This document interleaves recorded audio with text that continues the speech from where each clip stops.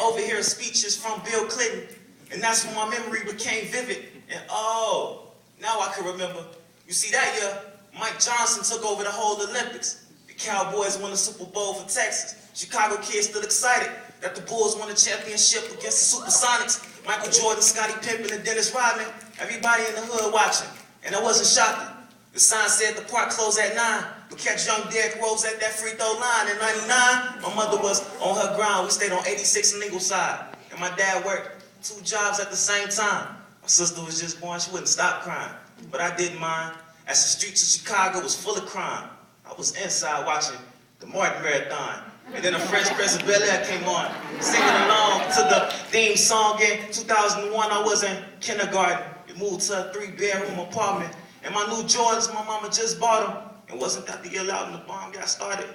I can recall walking to the kitchen, the fridge was empty, and I was starving, so my mama stopped by the food market, bought some cereal and the milk carton. If cartoons wasn't what I was watching, then you can bet I'm blowing air to Nintendo game cartridge.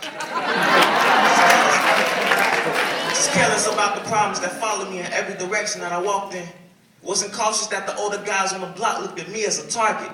In the eyes of an innocent civilian, I was just a kid. But in their eyes, I was a soldier. Nothing like a jarhead. And they'll give you a few seconds to explore your options, but in this auction, they force you to take whatever they're offering. And you can tell my mama took notice and became worried. And that's when my memory decided to go blurry.